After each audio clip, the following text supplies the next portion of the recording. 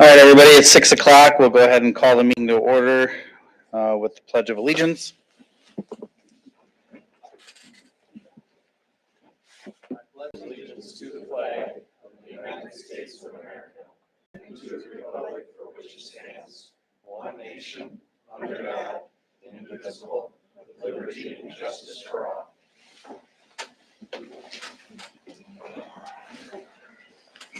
Okay, if the clerk would please take the roll.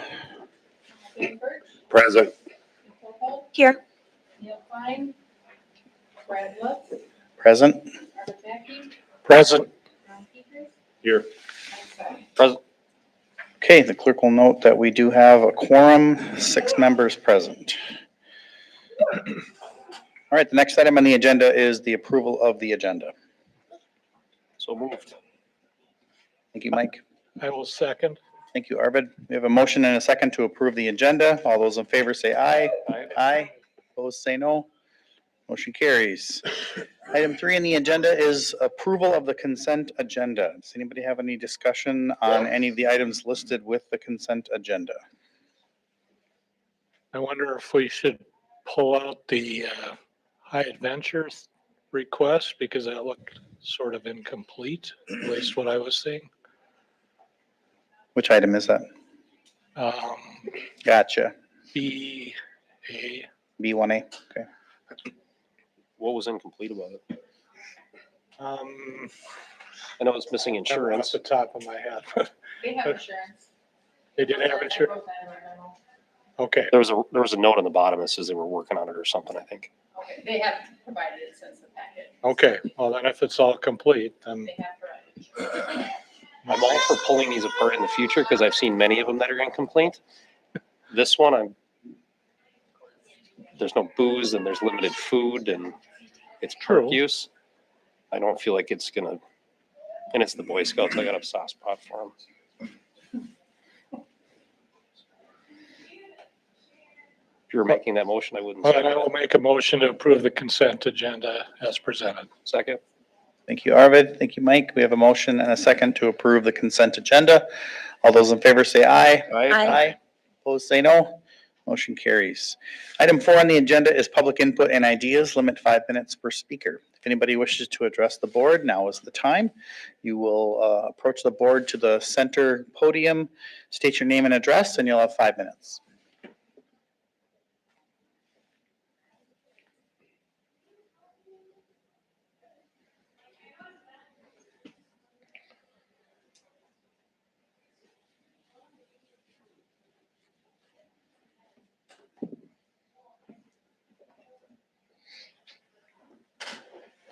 Okay, seeing nobody approaching, we will proceed on past item 4. Item 5 on the agenda is reports. First up is Public Works.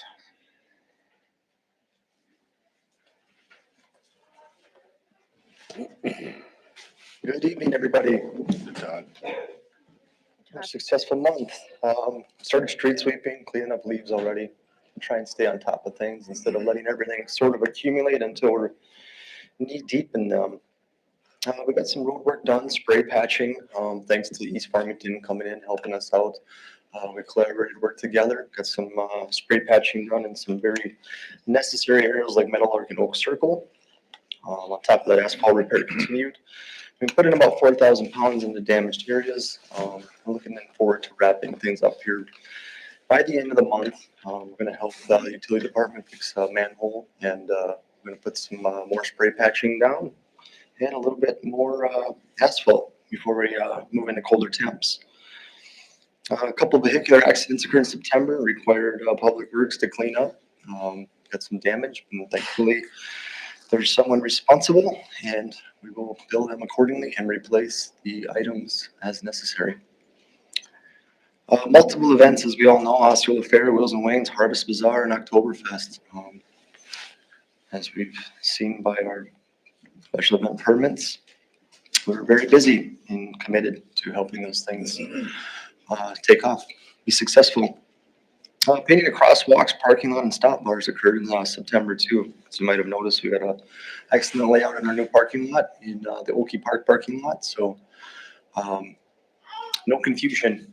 You can access 4th or 6th, and it's a great layout. Parks were staying busy. We got that insulated, maintenance building for the veterans. That's all set. They supplied the heater, the building, all the rest of the materials. We got it insulated, and so we just have to turn that heater on when the time comes here, and we should be good to go. Irrigation has also been winterized at the village sites for this season, both Middle Pond and the Braves. We're just wrapping up today, as a matter of fact, our restrooms. It's October 14th. That's a good stretch. And usually we don't get this far, but things are closed up. On top of that, the cleanup in our parks, as I mentioned, we've already accumulated roughly 20 yards. The new sweeper has been amazing in helping us. We have that Vactor hose set up off the rear, so now we can just accumulate the leaves, pile them up in one place, and just make hay bales, I guess you could say. So it's a dual-purpose machine that's come in handy. Yeah, meetings, updates, and progress of elevation for Cascade Falls occurred in September with additional footings being installed and continued site prep. They spent a lot of time here last week. I supplied some pictures in case anybody hasn't been down there. Attached to this, just showing a number of footings that have been installed. Things are moving along appropriately. Building maintenance wise, rooftop uniform and drain backup, sending water up 2 floors. So working with Tweed Garrett now, we're going to be redoing in November our drains. Until that time, we'll be keeping an eye out, but they did plug. And so we're looking forward to reducing or eliminating that altogether in the future. Outside of that, I could just touch on, which will be brought up a little bit later with a memorandum for Gateway Park, but yeah, I just had an excellent function, an info session, October 8th with the community. Great turnout, hot dogs, chips. And I think we can touch a little bit more on that, but setting up for that and gearing up for that played a role in the department as well. So any questions? Yeah, I've got one. The drain problem that you're talking about, was that from leaves or what was that from? Actually, a mold buildup. Mold buildup? Yeah, yep. In a Mold condensate buildup. line, I'm sorry? like in a condensate line or something, Yes, exactly. External condensation line. happens residentially too. It's a real stinker. You know, as I mentioned, we're on a preventative maintenance schedule 4 times annually. These just draw a hard 90 on the drain. And so we're going to be looking at going with something with less of an angle. I'm going to go to 45s instead of 90s and try to ensure that we don't get that mold buildup in the bottom that forces this to happen. All right. So I was just reading about the leaf pickup in the newsletter. So if it wasn't out, it sounds like it's going to happen this week. But if you didn't have it out by the street, it's probably not. We can still put stuff down at the end of depot, right? Absolutely. So Drop yeah, off down there. this year we're chipping brush this week. The next couple of weeks following, I believe it's the last week in October and the first weekend in November. That's the 2 weeks of leaf bag pickup curbside. Okay, sure enough. Yeah, I read that really fast while trying to listen to you. Sure. No, the leaf pickup's coming up. I see some bags starting to show up now, but our site is open and I can tell you it's been a successful site to this point. We've probably chipped to this point this week a quarter of the brush that we're used to doing. So Just looking at the weather outside, I feel like leaves are going to be late this year. yeah, Go ahead. Oh, How does that affect your schedule then? For a little bit late? the leaves falling, Yes. we'll just roll with it. You know, it's hard to time these things in September newsletter for leaves. You know, I think that's another advantage of having this site. But as they begin to fall now, even, I think we'll be ready for the residents during those 2 weeks and we'll get what we can and Yeah. and the site will be open. So Yeah, they can't push it too far back because they have to get ready for snowfall. sure. Right. Onto the Gateway Park. yes, What's the plan? You're doing a dog park too, right? yes, sir. So I saw the pricing for the equipment. Do you have a budget for the fencing and stuff? I do have some estimates. Until that CIP funding, 186,000 opens for 2026. Those obviously aren't covered by the umbrella of Omnia or MWP Recreation. So I will be coming to the board probably with a couple of separate items where I will be getting a minimum of 3 bids. Estimates are coming in very good though. I mean, for an overall roughly $235,000 with this year's combined with next year's, I think we're gonna have a very successful park. So still, is the schedule for construction still like next spring, summer or something like that? We'll definitely be shooting for next year. And I couldn't make it. I had stuff going on. Are you thinking you're adding parking at all over there too? There is potential. I think with the way we're sort of looking at things right now, as this being phase one and the opportunity for funding from developers and impact fees, there could be in such a large space on top of that over 3 acres. There's a lot of space. It just, I can see it, if it's probably gonna get popular and that road is wide, but it's gonna fill up in a hurry. Yeah, so we do have the ability to potentially expand, and that's something we can certainly touch on when we move forward with the asphalt pathways and then parking lot too. That's also needs to be replaced. Actually, it's only a single lift, so we're going to be looking at another lift on top of that, and then we can On the road itself? Is no, that- on the parking, the existing parking lot. It's been a while since I was up there. I forgot what was actually there. And I can only look at one sheet on our agenda at a time. Are we talking snow removal elsewhere in this meeting, or do I bring it up now? No, we have a memorandum for just downtown snow removal. There's that, but I know in a previous few meetings, we were talking about readdressing over by Geiger. County, like, with the county responded back. Yeah, we can, you want to touch on that now, or should we? I can't, was there something else in the memo or in the agenda here for like future items It or just something? covers downtown snow removal right now. Yeah. So I would thought say there was something in future that it was maybe insinuating we were gonna, we can talk about it now. Do we have an agenda? Are we gonna address that at some point? I know, We finally heard back from the county last week, so that was an update. what's the, What was the line from the county again? Yeah, ultimately, they only at this time want to be responsible. They have, of course, had to reach out to WisDOT too. They're going to be responsible for the drive lanes, and that's going to be their primary focus. They didn't find that potentially plowing against traffic and sending it to the other side was either safe or something that they're going to fit into their current plowing plan. So that was a possible solution for that sidewalk area along there? I think potentially, and I think for doing this for so long, I had a feeling that their answer would be potentially that they are going to eliminate themselves with a second pass with how wide we are obviously on Cascade and loading the sidewalk. What they would do is slow roll it up to the curb line. And then, of course, then we'd have to be responsible for, as in the village of Osceola, being outside of the drive lane and taking the next step and pushing it away. So however it may end up, whether it be a windrow next to the curb line or on top of the sidewalk, it would be still left as a responsibility with the village or the residents. And this goes back to a discussion we had last year. There's a few locations in town that are a little bit odd, extenuating, that I don't know that I get the whole cost impact, but it's rough to put it on the residents. I understand. Just because that particular spot is, once that snow gets packed, I don't know any resident that would have enough equipment to move that. Yeah, no, we understand. Like you mentioned, there's a couple of unique spaces in the village of Osceola that really get compounded. So I guess maybe that's an agenda for next month or something, to figure out a Okay. formal solution so we don't, somebody's gonna remember it and show up at the meeting or something and ask about it, so. I'll make it a memorandum. And then the last one, what's our plan for, assuming there's construction happening this winter, demo and over there, what's our plan for snow removal on Third and River? We'll carry on. That's part of our downtown snow removal. So What did you do there previously? Did you push it into the lot or did you Yeah. scoop and move? we come from Cascade, we push from Third all the way around into Fourth Avenue parking lot. So we have always done a complete removal curb to curb via push. There's no snow load or impact to either side of that area because it's part of our downtown cleanup. Sure.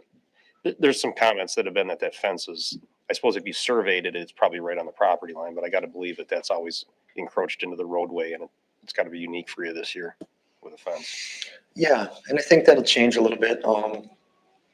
Just, I had a short conversation, look forward to a kind of a site plan meeting with the demolition crew here very soon.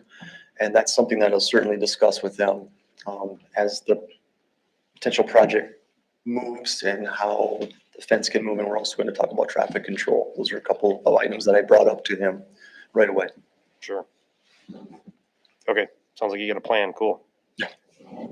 Sorry for the extra questions. That's all right. Any other? Okay, thank you. Thank you. Thanks, Todd. Okay, next up, utilities. Good evening, everybody. All right. Hey.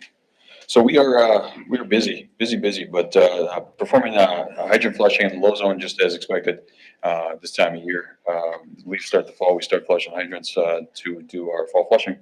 I'm working with AT&T on their antenna improvements on the bluff. They're going to be doing some antenna and radio swaps.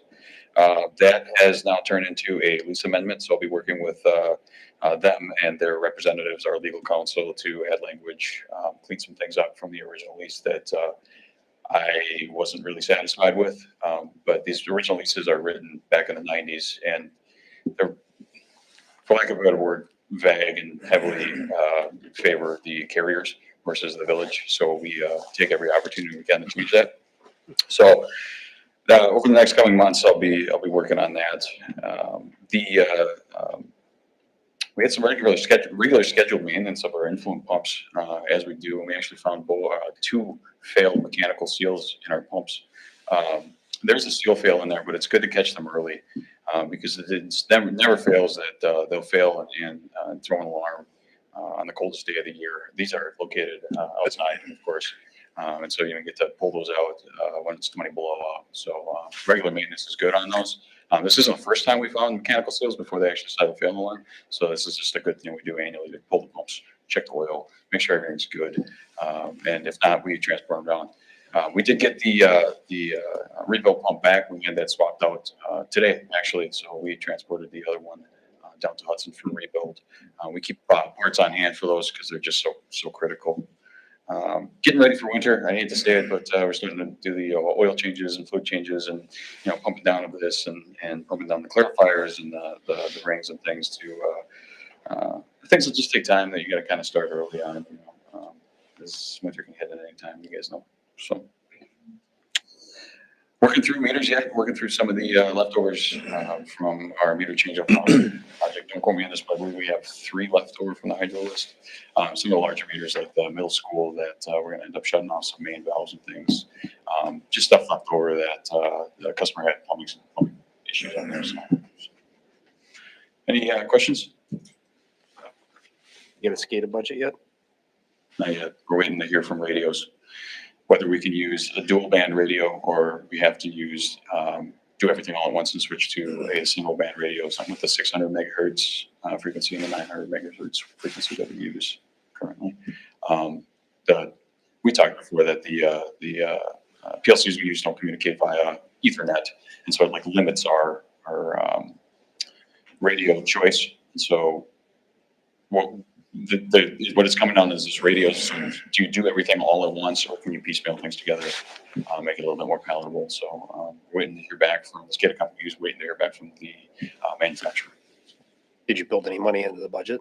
We did, yeah. It's in the capital plan as is, but it's capital plan for those kind of items is I don't want to say guess, but for lack of a better word, you're throwing a dart when you're talking components and things like that. I remember you and I were talking about a rough order of magnitude enough to start aiming that direction. Mm-hmm. Yeah, and what's really going to dictate it is those radios, and they're obsolete twice over now, and so it's. By the time you buy them, they'll be obsolete too. Yeah, the price difference between the two, though, or whether you can piecemeal and go incrementally, or just rip the Band-Aid off and do the whole thing. So it's one of the things that is a priority. We have, as you guys know, a backlog of projects, but we look to prioritize those and say, okay, where are the points of failure that would really put us back? So We're gonna be talking about one of them, later on, and, SCADA system is definitely on the front burner, for sure. So are you talking about going to digital communications, or are you in the cell sector, or? We're in how- I believe a 900 megahertz band. So you're So on it's more in. regular analog VHF type? Yeah, and, the thing I like about that is it's standalone, versus using like a, Okay. Internet of Things or, Right. connectivity thing. Yeah. If your internet goes down, your SCADA would then in theory go Yeah. down. It's just like voice over It's not IP. affecting Your it, phone yeah. doesn't work if the internet's out, right? Right. We can't have voice over IP down at the sewer plant because we use auto dialers, and if the power goes out, we need to know, the phones need to still work and operate and things. Yep. So, so yeah, yeah, I mean, DOS at this point. yeah, That'd be a and good that's, idea. that's true. I mean, this stuff was Real put good. in 2001, so Yeah, that's crazy. DOS would probably be an upgrade from what we have. Well, We're feeding with punch cards yet? If you remember? No, I'm just kidding. the way your machines are holding up, you're giving it out by smoke signals, the way it's. Well, hopefully the magic smoke doesn't come out of them. It's pretty hard to put back in. Thanks. So yeah, we're, it's like I said, it's a priority for us for sure, but, it's where it fits in and how we can do it at this point. I know you're working. I only ask it as a softball and make sure it shows up in the budget. So Talked to him last week. So, I don't want to be sitting there going, oh, we didn't replace this and now it doesn't work at all. So I'd rather us control the replacement as opposed to emergencies. exactly. That's that project prioritization. For sure. Any other questions? Thank you all. Thanks, Rick. Okay, next up, library.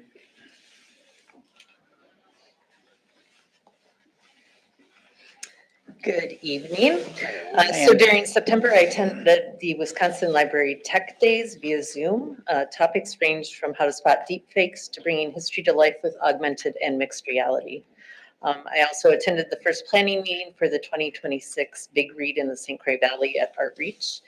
Diane Wilson's The Seed Keeper is the book that is the focus of the month-long calendar of events throughout the valley in April.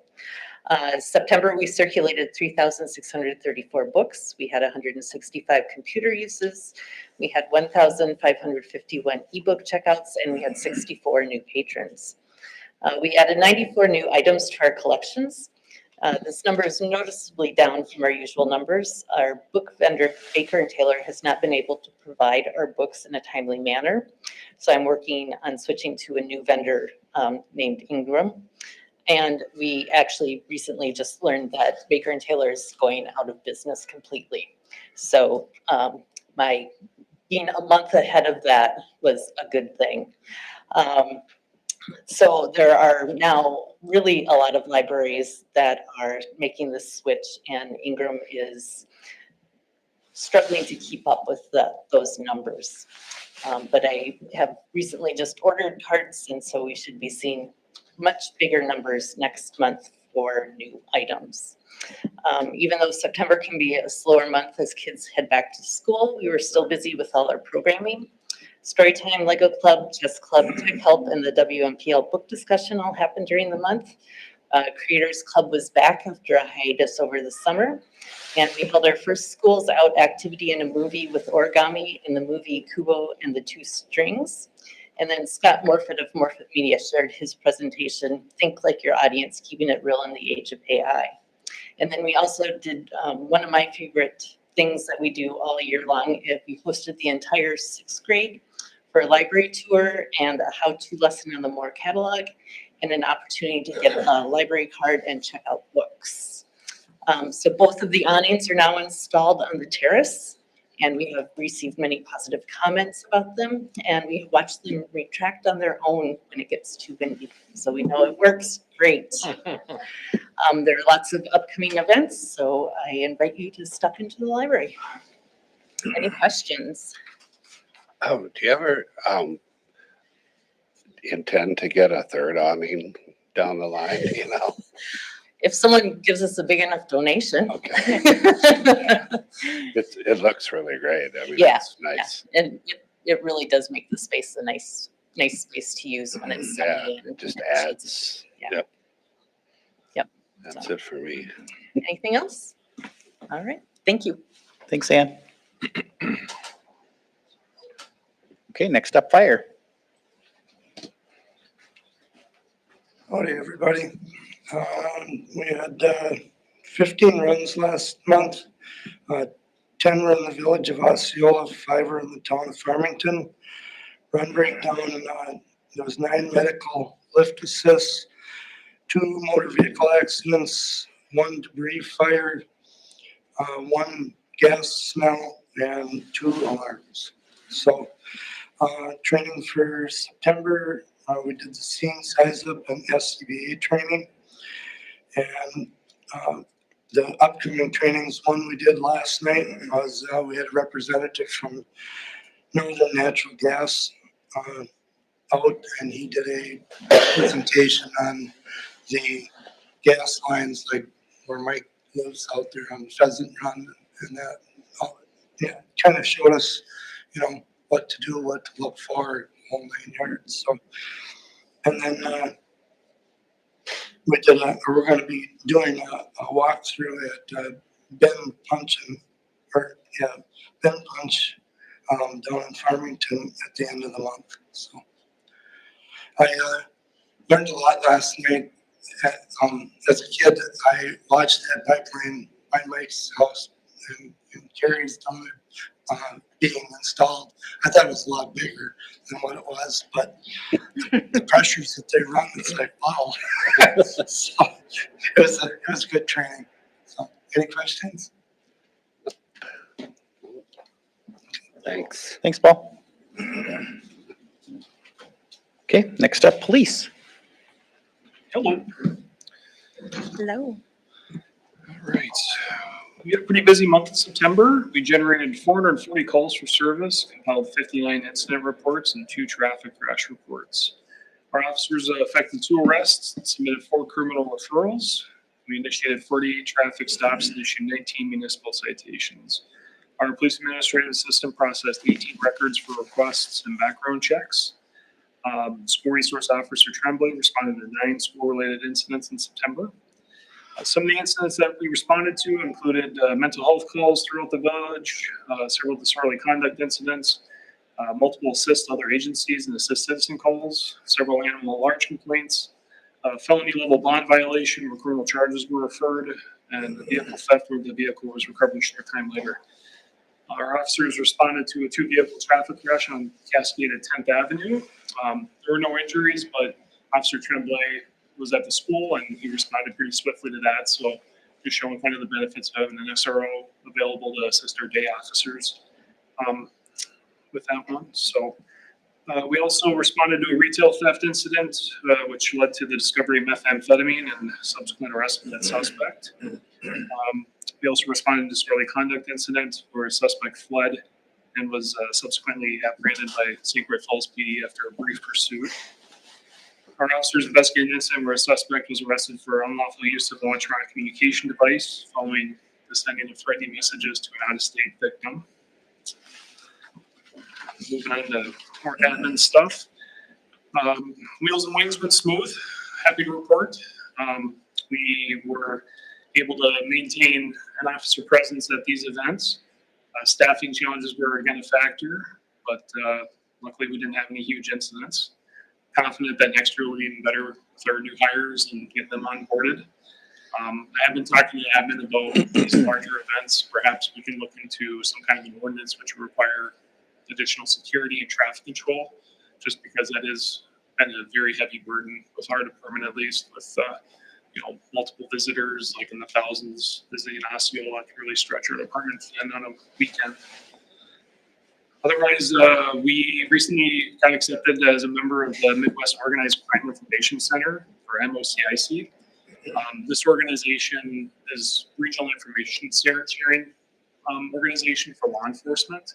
They provide a lot of support and equipment to smaller agencies. We've already utilized them for a burglar investigation that we've been working for some time, and we're looking forward to see what else they can offer. It's a pretty minimal commitment from our end, and the resources that are available to you are pretty substantial. Otherwise, as far as our new officers, Officer McKean Miller completed his test out scenarios and graduated. He had since been working with our officers, had recently graduated from our field training program, so he's out on his own now. Officer Dalton Dodge completed his academy training, graduating last week, and he has just started his FTO process with our department. Both candidates are off to a great start so far, and they're showing a lot of promise, and looking forward to having them be part of our team.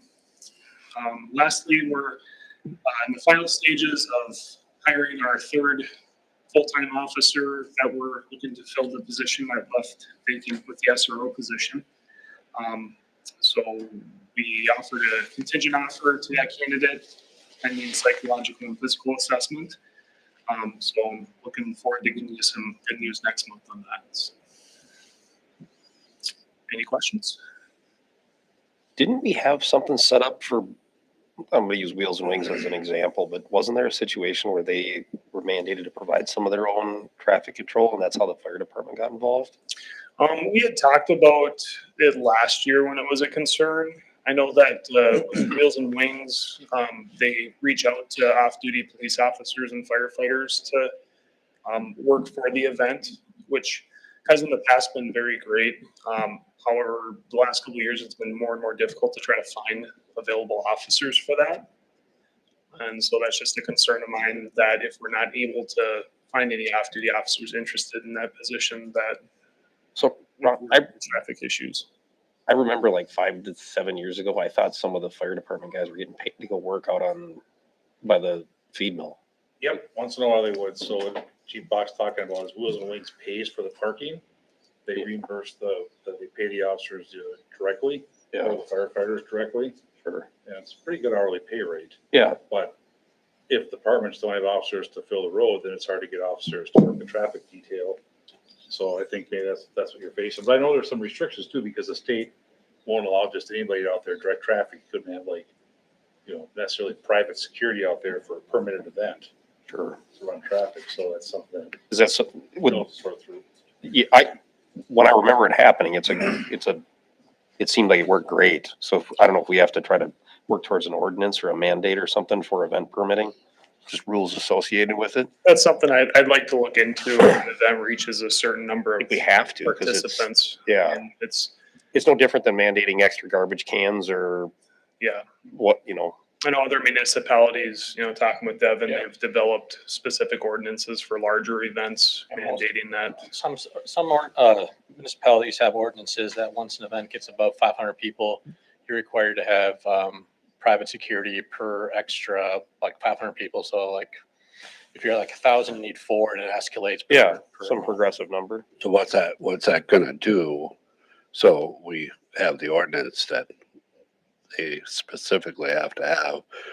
Now we're talking about the private security problem with directing traffic, or is it just in the area itself that would have the special event? I think they're two separate things. I mean, you have the traffic direction and then you have event security. So it'd be two separate issues. And it's always hard because you're weighing Right, event security with a nonprofit organization. exactly. We mandated traffic control for it. This is, Yeah, traffic control is a necessity for that for sure. well, I think we're at the next step where It's coming up on the police and fire next meeting, I believe, right? AJ, we were investigating it. We're looking into it. I don't think that was on the agenda for police and fire, but we could certainly bring it up. If there would be something that you could, like preliminary information that we could start working on, Mhm. it's probably pretty important. It's already tried and true, so it shouldn't be too hard Yeah. to get more. I mean, there are already some municipalities that have I'd some. sure in like place. to see that happen because it's good coverage. is it a couple of officers for the afternoon? Is that what it works out to be? Like for traffic or Yeah. for traffic, I know this year we hired like 6 officers, 5 or 6, I can't remember offhand. We usually, it was 5 officers, and then Wisconsin State Patrol usually gives us a trooper for the day. And we try to have about 3 officers at 2 different intersections with Wheels and Wings. It's 68th Avenue where the entrance to the show is, and then Highway 243, just because we see a lot of congestion at those 2 So intersections. there's 6 officers total that end up doing traffic control for Correct. Well, you 6 ended up- hours? Yeah, I think this year is about 7-ish. Yeah, you ended up also on M and Oh, 35 I get it. was another problem. So, I mean, It's a lot To of me, people. there's two intersections. I was confused how you got 6 officers at 2 intersections. Well, we rotate them out, you know, because, I mean, I explained to the folks that I try to solicit for these, it's like you earn that wage the hard way. You know, you're out there directing traffic for most of that shift, so it's nice to rotate out with another person. So it's the equivalent to 1 officer for 6 hours, or 2 officers for 6 hours? It just happens to be 6 people covering it? No, it's, we hired, for this year, Wheels and Wings hired 5 off-duty officers for 7 hours. Usually what's happened in the past, Mike, is So 35 man hours. 4 officers at the airport and 35, and 2 officers down by the Dairy Queen or the coffee bean. Okay, so there's 3, so it's 3 intersections per se. 2 Possible. intersections. Okay, We don't mess, generally, they don't mess with them. They okay. control at 243 and 35. I'm trying to get an order of magnitude of money for discussion purposes. So you got 40 man hours, you think? Yeah, and that's paid for by the Wheels and Wings committee. Yeah, Yeah. the Where I'm village doesn't going with it is incur I- that. It's pretty much just my time of trying to organize and find those people. Sure. The state patrol's been great because they just help out with events. They don't charge, so Wheels and Wings are paying for usually 4 to 5 officers. The state patrol will sometimes send 1 to 2 officers per year, so. So what is it, $5,000 or something? It's a little bit less than that.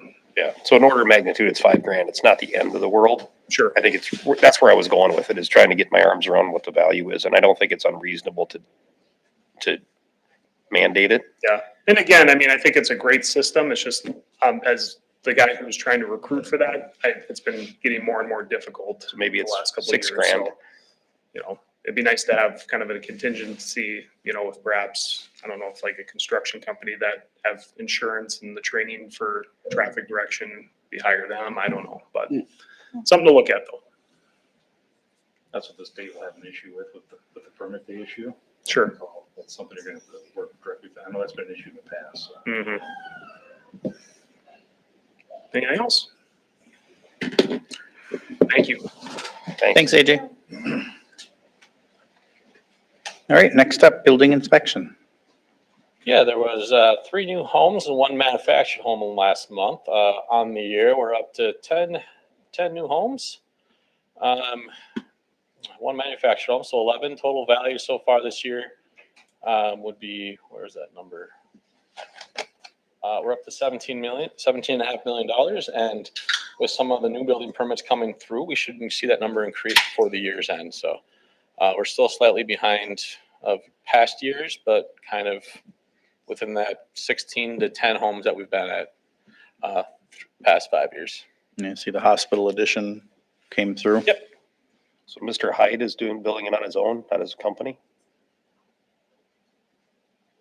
I guess. I just look at the numbers on this one. I don't really read too far into the permits. That's the hospital one. I assumed it was the hospital. I'm just Jeffrey surprised Hyde, it didn't come yeah. through as a contracting company. Comes up with. I'm here to judge, just curious. Yeah, the building permits only deal when Ben has an issue or a zoning question that needs to be a question. With that, I will go straight into the admin report. I am currently working with Impact 7 on info session before the Planning Commission meeting on November 4th, I believe. We're working on the agenda of what that public info session would entail. This is for the worker force housing that we've been working on Impact 7 with. I have a preliminary site plan or a concept site plan that will go before the Planning Commission in November to look at. So they will be at that Planning Commission to present the concept that they have sent forth to me. So far, it looks like it should transition nicely from the industrial across the street into the residential. So they've taken some notes from staff and really have incorporated it into their site plan. So so far, it's been a good project to work with Impact 7 on that one. As Todd alluded to, we had 2 public meetings last week for public input sessions. One of them was out for the Gateway Park, which was, we had about 40 people attend that. We got some feedback from the designs that we have, and a lot of it was good feedback. We did learn that the dog park that we were proposing was way too small. We learned that if you have a big dog, they can run 80 feet pretty quickly. So that was too small. And some other nice things of, toys for toddlers and then swings that were not included. Is that something we can add to it? So a lot of positive feedback in terms of the walking path and the playground in that area, especially as that's a pretty young crowd out there with a lot of young families and kids. So a lot of parents with their kids that are really excited to see it. And there's also a lot of dog owners out there too that were excited to have something like that go out near their homes too. With that though, there were 8 cars parked at that parking lot and about 40 people, and the cars fit comfortably. So I think, and a lot of people there were walking because they live in that development. So I think in phase 1, I think we'll be comfortable with 8 parking spots to begin with and kind of see where it goes from there. Because it didn't seem to be overly crowded at any time. And they were almost all trucks too. I know, Brad, you were there, and the parking lot never seemed to be flooded, and there were a substantial amount of people there too. Yeah, Mike's right. The streets are pretty wide too. Yep. So if somebody's parking street side, 10 cars, 12 cars should be pretty easy. And anyone who lives in that neighborhood's walking. They all walked over there to talk to us that day too. So Consider it'll be our first dog park. I'm gonna guess there's gonna be a bunch of transient people from other parts of town. that'll Maybe, stop yeah. over. So that, and then the other one was the River Street public meeting we had last Thursday. We had about 20 or 30 people there giving their input. Eric Henningsgaard of SEH gave the 2 proposals that we're kind of looking at. One of them is a one-way from where 4th connects into River and then wraps around to 3rd. And the other one is a 2-way all the way through. I would say almost everyone there preferred the one-way path that goes around to make sure that it does incorporate and keep the north side of River residential. We met with staff today, the fire departments and Public Works, and we met, and that's kind of the path that staff is leaning to, is the one way. Some issues we have to look at what the fire was worried about was the width of the street, making sure that they have proper access to station there. If they have to fight a fire there, they have enough room to get around their trucks, and making sure that that's as safe as possible. So it was good to hear from the public on those, and I can say, for the first time since I've been here, that was the most public feedback we've had at one of those 2 public input sessions. So it was good to see. We also had a CIP and budget meeting. Those were very successful. Staff had taken some of the notes on that, and we're working towards completion of the budget. That will be an item later on tonight, so I'll discuss that or questions you might have later on during that discussion. We've been working with D&K Commercial Building. We should be getting their final site plan here this week, and hopefully final site plan approval in November for their commercial building on 35 there. There's a few things that we have to work through still. We still have to work through the TID agreement and the development agreement. I've been communicating with the DOT on what will trigger turn lanes or possibly in the future, and future controls on 35, not just there, but north and south on 35, and what the projects are out for the next 7 years along 35. With that meeting with Mark, he told me that the bridge project is on schedule. So next fall, they'll start staging, and for that project to start next winter. Werzer was supposed to, will they close them today or yet tomorrow? Tomorrow. So Werzer's closing on their property tomorrow. So we should be getting a site plan for that site project next week, and hopefully approving that final site plan shortly after for that project for 60 plus units at market rate up there. So mixture of rentals and townhomes. So it's going to be a combination of rentals and own homes up there. So Is that the PUD? no, That's not. that's not the PUD. The PUD is currently kind of a stalemate between landowners and developer. Hey, where's the Werzer project again? That's the one by Quick Trip. How many units? Russ? 74. Thank you. 74 units. Why did I not remember reading about this? I think you're thinking about, it was going from 12 plexes to. It's Yeah. Ridge Road. Yeah, it's Ridge Right. Road. Yeah. Okay. It seems to have grown beyond what I recall too. Yeah. I'm still positive about it. Okay. Cool. Thanks. So that one's still progressing along. So we should be closed on that property and selling it tomorrow. So we're good about that. I also attended the Heritage Committee meeting in October.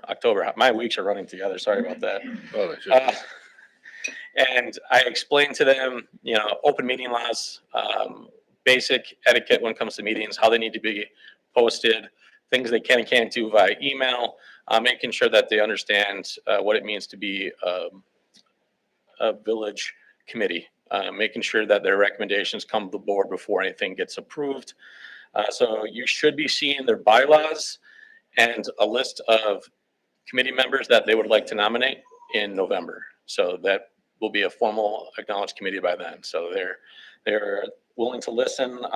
They have a mission statement in their bylaws, so it should be much more fleshed out about what their role and goals are for the community.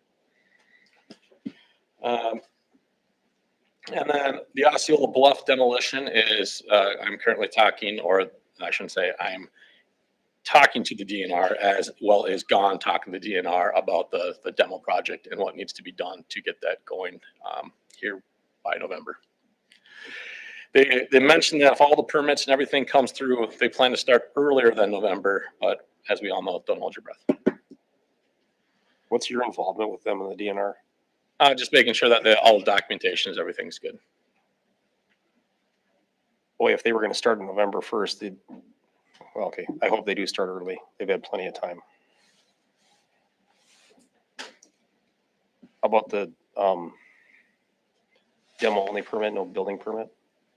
No building, their building permit? No building permit yet, no. Most expire within a year. Yeah, they haven't applied for it yet, no. Did they? No, they didn't pay for it. The demo permit was reissued. permit was reissued When did that get reissued? a couple weeks ago. A month ago.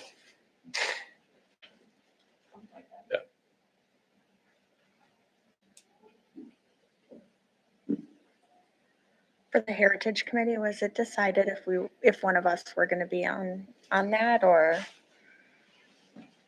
I know that we kind of talked about it a little bit with them, but I don't think there was a decision. That was not from decided that day either, no. Okay. I'll make a note of that.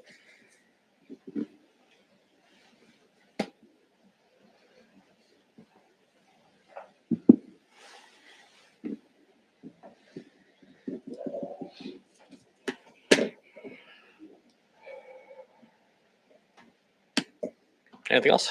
You got more to go here. Do I have more? Yeah. Oh, I've been busy.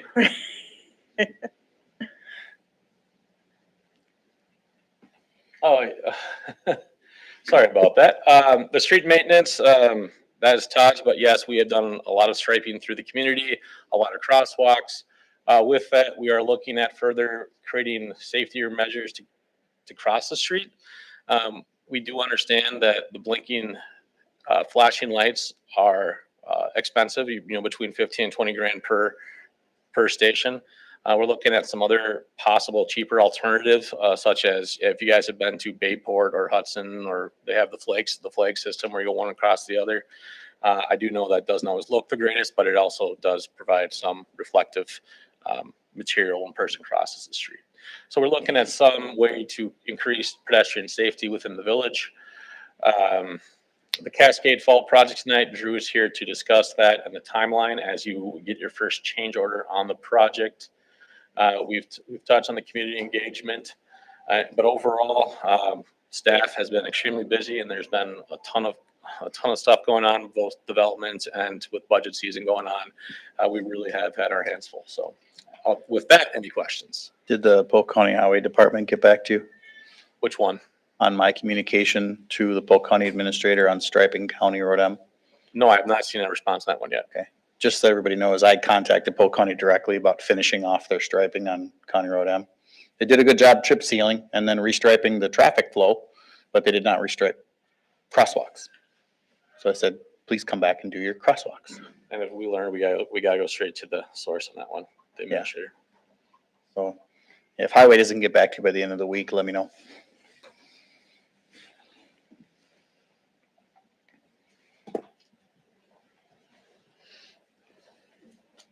Anybody else have any questions for Devin? Okay, thank you. That closes the report section, at least as far as staff. We have Chamber of Commerce Main Street, nothing there? Nope. Nothing there? Okay, we'll move into agenda item number 6, other business. Discussion and possible action regarding 6A police swearing in ceremony.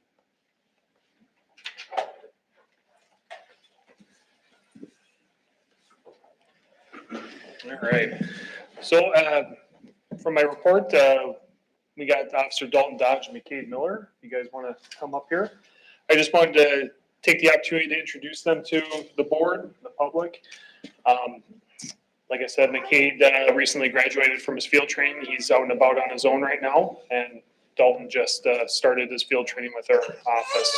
So, being that they picked Osceola to start their careers, I am very happy and honored about that. So I just wanted to give them the opportunity to, reflect on that, as it's a big step in their career path, and it's a special moment when we first get that badge and we put it on. So I just wanted to take a moment to give them the opportunity to get formally pinned, and I'm going to have them read our law enforcement oath of honor, and they have family members that are going to be pinning them tonight. So, all right.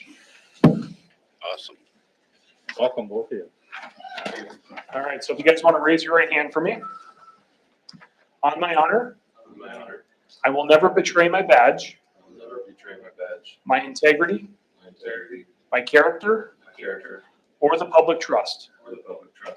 I will always have the courage to hold myself and others accountable for our actions. I will always uphold the Constitution, my community, and the agency I serve. Awesome. All right. Well, if family members want to do the honors.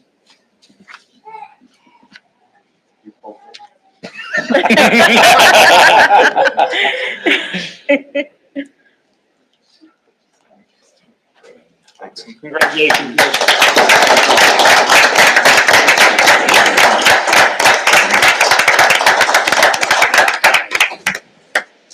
That's all we had. Thank you. Thank you. Thank you. Good idea, AJ. Welcome to both of you.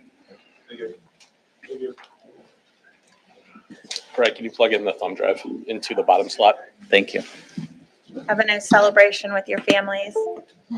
I'm still on the clock. Enjoy your coffee. Yeah. Exactly. You got to control it out my mouse. Yeah, exactly. Enjoy your coffee. Best I could come up with. That was a good one. Perfect, thank you. Good evening. My name is Sarah Cutts. I am, excuse me a moment. I'm representing Grow Osceola, and I wanted to come here tonight just to share with you who we are, what we do, and to ask for some financial support. We are a volunteer group of 20 members and growing. What we mainly do is we manage the flower beds throughout the town, and we ensure that the planters look good throughout the seasons. We do have some team members here, so we have 14 members here today. A little bit about our team. The skill set of our team: we have a retired landscape designer and former Main Street director, a member who worked 20 years as a corporate horticulturalist, some master gardeners, retired school teachers, business owners, retired chief project manager for SEH, and myself. I work at the hospital. I've been volunteer manager, patient experience manager, and community engagement manager for 17 years. So that's well suited to this role. Let's see, a little bit about what we do. You were all given a packet. In there is more details about who benefits for what we do, who benefits from an attractive, vibrant town. There are many people who benefit, but we'll talk more about that in just a minute here. So there are 4 seasons of course, the year. What we do, spring is cleanup. We manage 28 beds throughout the village. There are 32 planters. So in the spring, it's cleanup and gearing up to planting. Summer, it is weeding and keeping up with watering of plants that we put in. Fall is cleanup. We just set up for fall downtown. Winter is more cleanup and Christmas screens in the planters. In addition to doing the labor, we are the fundraising to make it all happen.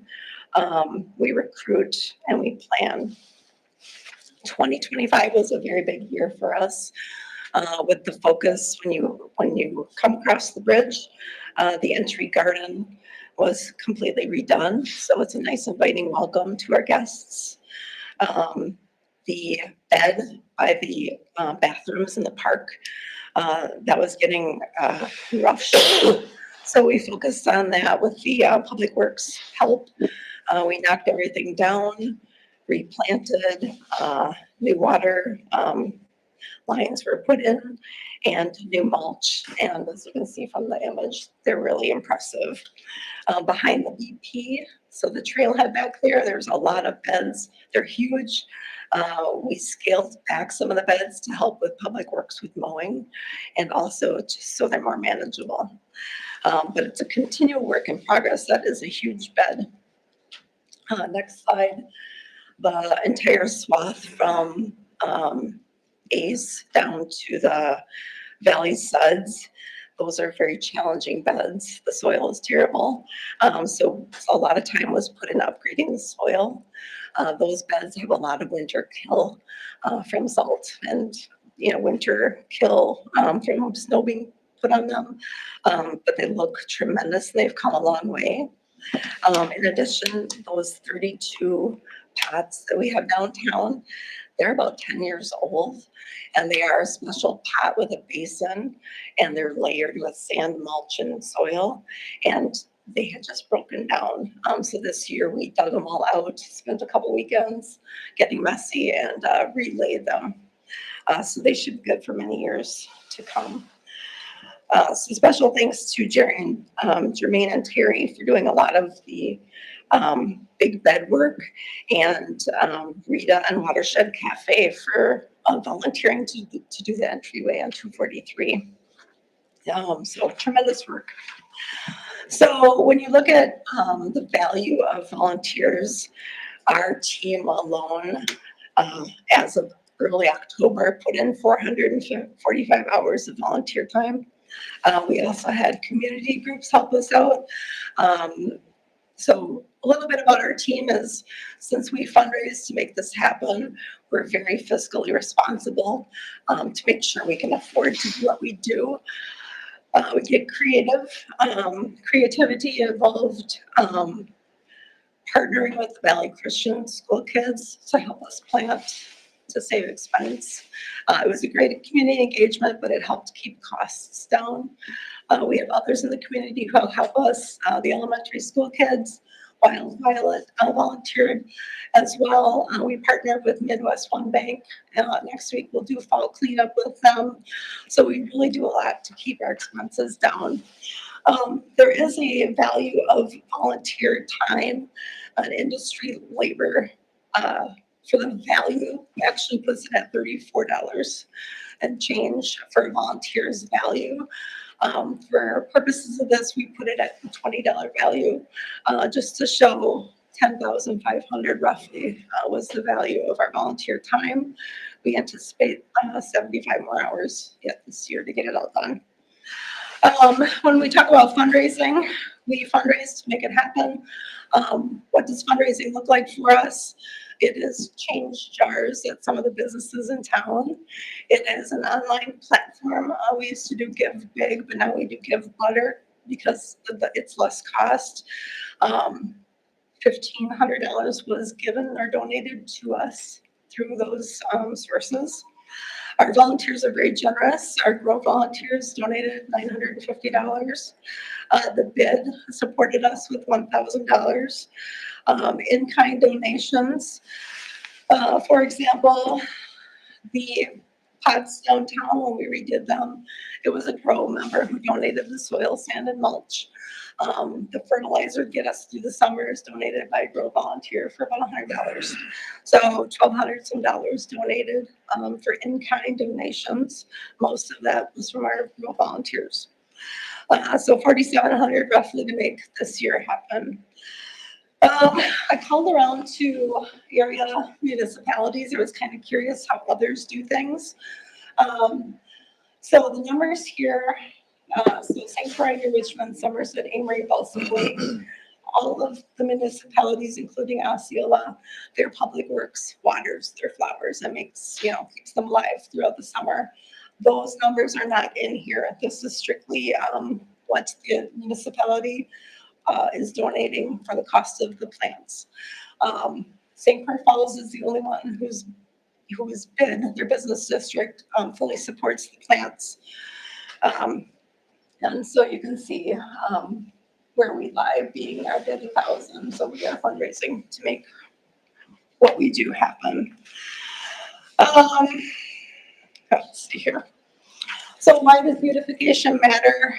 It really does matter. A well cared for village is very impactful for many reasons. It attracts new businesses. Obviously, people want to invest in their community when things are happening, and new homeowners are attracted to the village, which of course increases our tax base. A town that is well cared for is safer, and the research shows it actually is. It doesn't just feel safer, it is safer. Clean, attractive spaces reduce vandalism. It's kind of like that broken window theory. If something looks junky, it kind of escalates from there. So planting flowers plants pride, and pride helps keep our town safe. We're very fortunate to have the waterfall in town. It's very beautiful. We know it attracts a lot of people to our community. But what's also interesting is when the town looks nice, people spend time here. They stroll, they meander, they spend money. So that is very good for us. Probably like you all, when I'm someplace and I mention where I'm from, people know Osceola, and why is because it's a beautiful place and they know who we are and what we are. So obviously there's economic impact from tourism. So we have a challenge coming down the road with the bridge going out. So we know we need to do a lot to keep people coming and seeking us out. So we're asking for some support to help keep our, streets and streetscape looking well. There's an image with some children in it, and I think it's on the next slide actually. We partner with them. We are introducing them to volunteerism, and it's really fun to see how excited they are about what they do for our community. From a budget perspective, we lined up what 2026 looks like for us. So for the winter pots, there is a typo in there. That's for 17 winter pots. It's the fall items we need. It's the plants for 32 pots is about $3,200. And then the fertilizer, mulch, and whatnot. So that's about $5,000. When I moved to town, probably in 2007, I think it was 2007 or 8. That was the year of the big reconstruction in town where all the bump outs were put in. And that was the year those bump outs were planted. And they're at the point where they are in pretty rough shape. And that's why we started focusing on the things we've done. We would love to take about 5 of those and get them back up to speed. So that would cost obviously some money. So we did put $3,000 for something that we would like to accomplish this year. So I hope today is just the beginning of a conversation with you guys. We haven't been in front of you in a while. Just wanted to share with you what we are and what we do. So one of my requests, or one of our requests, and this one's probably the most important one in my mind, is we would love to extend the watering of the plants. This year, the watering stopped right away when the kids went back to school, where the summer help left. And so that was right away in early September. Within the week, plants were dying. And so we are approaching, obviously, temperatures are warmer, tourism is peaking, and we really want our planters to remain healthy and look great throughout September. So our ask would be to extend the watering of the planters. At that time of year, it is not as laborious. It should be down to 1 or 2 fills per week to get through. Earlier I spoke about us being conservative, and we have a strategy and plan in place for 2026 with the planters downtown, and it's for cost savings. So the annuals, we're going to put 2 perennials per planter. with the goal of keeping them alive long enough to plant them in our buds in October. But if they don't make it, that was a wasted effort. So that's what we're doing to try to be smart about this. If we're paying for the planters anyway, let's be strategic. And we're asking for continual collaboration with the Public Works. They do a good job. We need them to help us by putting that pre-emergent on in the early spring, watering the planters, and we really need mulch. Almost every bed is down to nothing. So that can also help them look better. So a small investment can really have big returns. So, we have a younger generation coming on board. We spent time with them. We're teaching them about the importance of having pride in your community and volunteering. And while our team is out there out and about pulling weeds, we are ambassadors for this town. People come up to us all the time and ask us, hey, where should we go for XYZ? We're that face of the town, so what we do is pretty important. So with that said, thank you. But we'd love some extra support. Does anyone have any questions?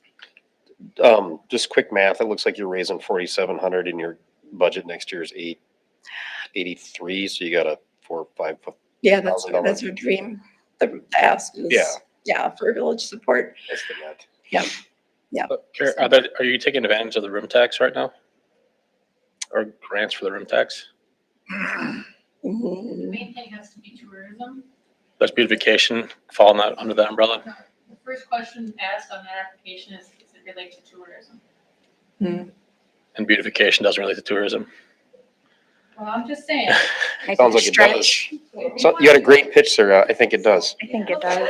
Well, I mean, especially that. Because that's realistically, in terms of finding operational funds to support something like this will be tough.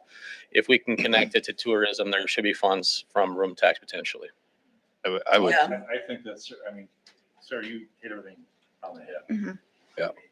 Probably one of the better Having a later presentations. season And tourism here and how our town looks is huge, and we are facing a budget shortfall, but this is a drop in the budget, a drop in the bucket compared to a total budget. I think it's important because we are known for how downtown looks, and it's just something to consider. It is on the website if you want to pull it up. Yeah, I'll take a look at that. Application and Yeah. just read through it. I will do Yeah, that. we'll check to see if that's an eligible cost too, because that'd be I a would perfect think use so. of those Yeah. funds. Yeah. So I'm probably need an education on something. I was thinking that were you guys not affiliated with is it the Trails Coalition or whatever that was? When they first started, Trails and Grow was one committee, And now it's different? and now it is two separate, although a lot of overlapping people, right? The same. So my people on confusion both. wasn't one warranted. No, it's a lot of the same faces on both I committees. think there's some collaboration there too, because I think some of the stuff from Brewfest makes it over to So, Grow. I will so- tell you, so when we built this 2026 budget, speaking conservatively, yes, we split the cost of all those hay bales and fall decor with Brewfest. Putting a budget together, of course, Brewfest is a volunteer committee. You can't assume that they will have enough volunteers to do that event. So this budget is showing as if we had to pay for it.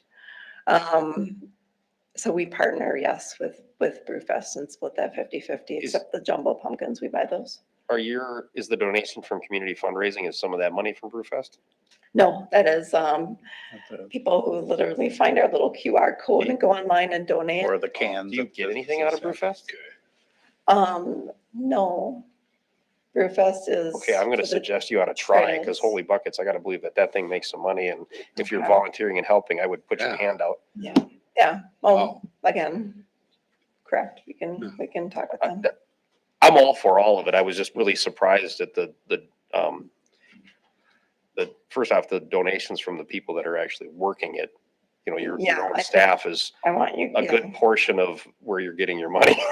Well, I'll tell You guys you, are doing it for fun and it costs you money. and that's the passion and the heart of a volunteer who right. cares, and that's why we do what we do. So, You can really see coming across the bridges here. Oh, Oh, yeah. yeah. Well, Other than how bad the Osceola, welcome Osceola sign. needs I to do be. want to clean that, and I have It's- something that I was gonna see about cleaning that, so.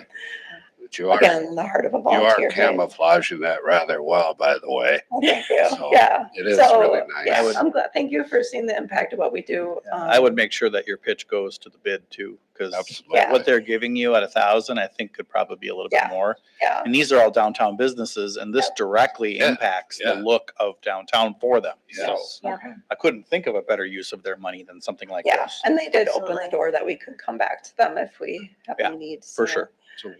But it, it does impact a lot of people, so we wanted to make sure I like the idea of the tourism. Well, and your request for extended watering would be something that maybe we should then Yeah, task There, the there looks Public like a Works lot of no Department cost with. impact items that could get added. Well, I can't say no cost, but limited impact, like a water and some fertilizer. Well, yeah, and it's just mean, making we sure have you, mulch. making sure you hire somebody that can stick around through September Right. into October Yeah. Yeah. versus somebody who would Right. have to leave by Labor Day. Because a lot of times our seasonal hires are students that may Yeah. not be available, or, maybe we can find one that's local that can still come back and do 1 or 2 waterings a week, and then they work through September. Have you thought about, I know certain perennials you can collect seed on and then kind of make little packets. Has that been For thought like a of? fundraiser. Yeah, Again, it's volunteer time, right? Yeah. When you're a volunteer, you have to do, and you have the bandwidth to do more, but you're right, great idea. because that would be kind of an interesting thing, like, bring some Osceola to your house. Oh, If you're not, Yeah. be kind of a Yeah, fun thing. so, for example, the succulents, we have a bed in front of Aveda and it's very hot, so annuals don't work there. So it cost us a lot last year to do a succulent garden, but we all took them home and wintered them over and then replanted them again for another year. So Yeah, that's awesome. we try to be very creative and conservative, so, all right, thank you for, Thank you. That was a Yeah. very nice presentation. thank you. Really nice. thank you. That's your thumb drive. Oh, Very yeah, nice you want presentation. probably want your flash drive back. Oh, yeah, I'll take that. You have a nice PowerPoint, you want to keep it, right? Yeah, that's really nice. It's really nice. Absolutely. Okay, so that takes us to agenda item 6C, downtown snow removal approval. Got Dodge here to talk about that tonight. Well, again, we're on the topic of streets. I guess potentially before it goes any further, I think both of our ears maybe have been full of some public feedback, Brad, on October 8th in regards to the crosswalks. Because I emailed about 2 hours before you did. I have gotten a response. Emailed both the highway commissioner, operations manager. Operation manager came back on Sunday, this last Sunday, and said those crosswalks were in fact ordered in July by the county through Farner. Farner's heavily backed up, but he was going to check on Monday. So Great, thanks. What was that? That was an acronym you threw out there? FARS? Farner. Oh, Farner, Oh, Farner. the contracted company. Gotcha, okay. Sounded like an acronym I wasn't aware of. Yes, RFQs went out for snow removal. By legal notice, we gave approximately 10 days for quotes to come in. This time for street snow removal, we did receive one quote from JNS General Contracting at $235 an hour. At this time, this was the only one. I did reach out to one other company potentially capable, but the logistics and energy from a company out of Forest Lake didn't deem it probably profitable enough for them to come our direction. So This is new. I don't think we were at hourly contracting before, right? I think it was just one money for the winter. the reason being is because I do in the contract put a potential number of events. So and included with their contract and the potential number of events requested for them or to utilize the contract would be about $9,400 in total. Is there a minimum pay amount listed in the contract? None. So if we get no snow, they don't get any money? Zero. We have zero retainage. Or if we have the winter of 22? Don't jinx us. There's pros and cons to a contract like this. As a contractor myself, I wouldn't bid it, but for being JNS so close, it's easy, it's safe money for them. Yeah, because they're right in town. They're here, yeah. And at least they're keeping No it busy. transportation costs. A little off topic of that, I remember last year this was split between two different contractors, somebody doing large snow removal stuff and somebody running a shovel and a snow blower. Where's, what's the scoop there? That's No gonna be pun intended. separate. You'll look forward to seeing that presented next month for the municipal building. We're gonna go farther and wider, get a greater reach. So the scope on that's changing?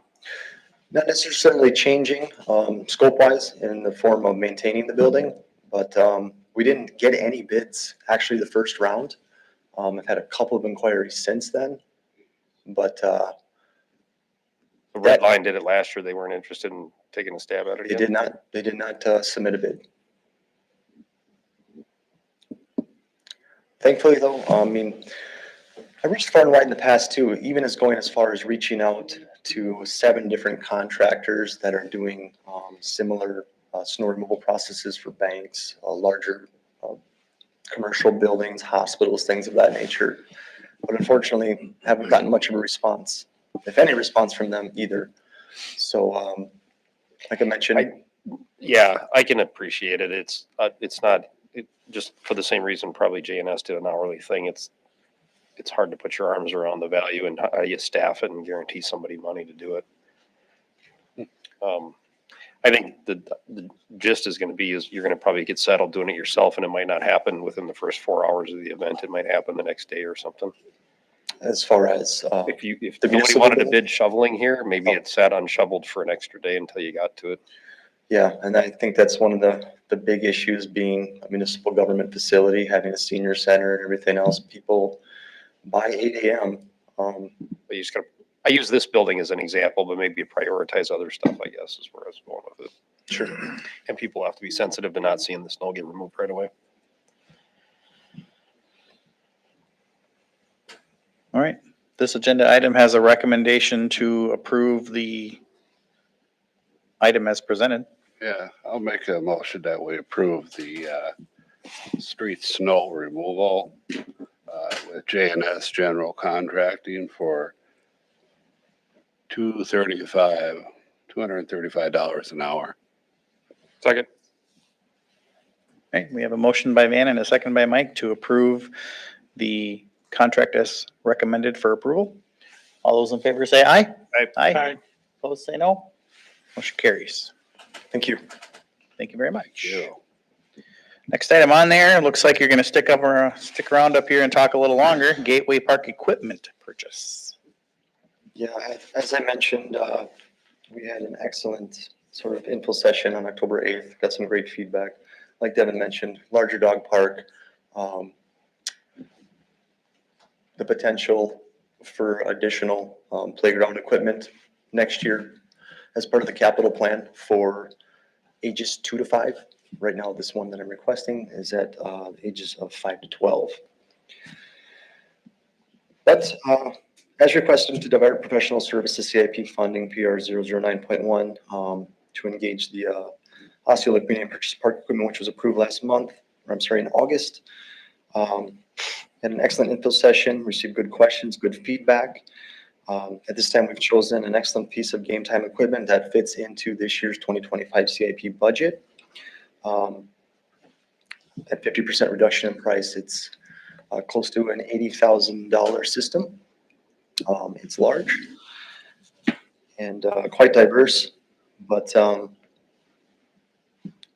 as you can see, $46,894.89. And no moving parts, as I see, right?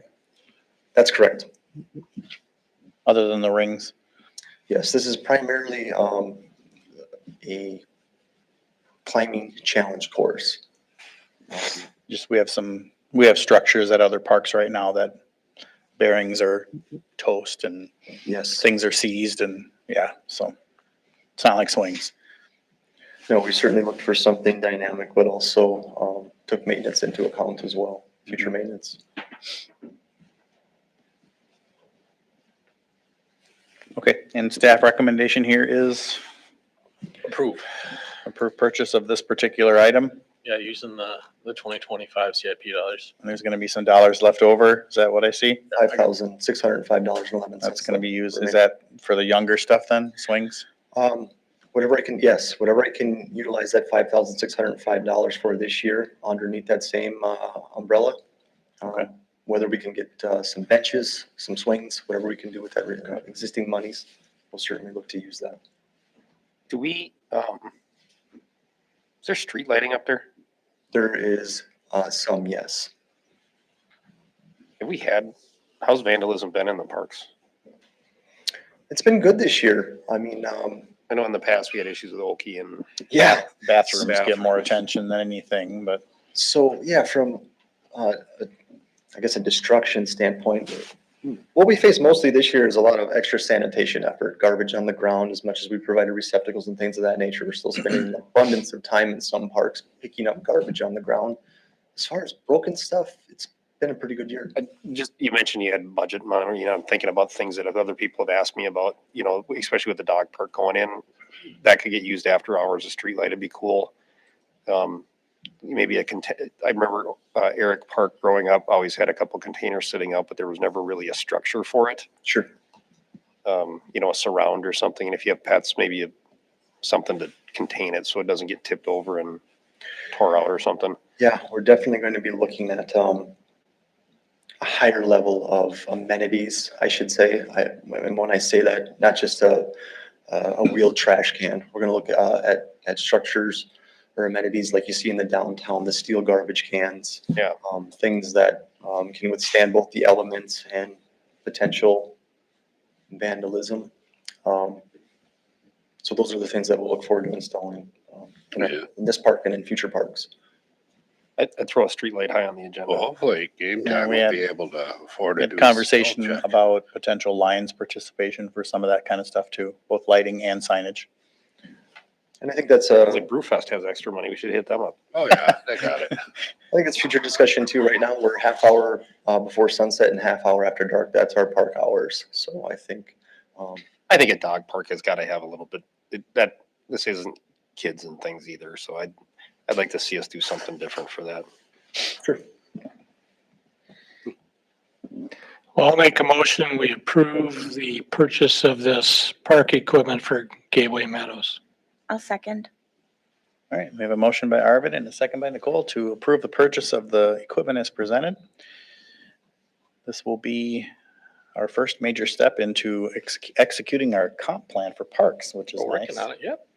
So we finally have a CIP that's doing some good work. Oh, it'd be second, wouldn't it? Wouldn't Chris Mill be the first one? Yeah. Not done yet. Oh, yeah.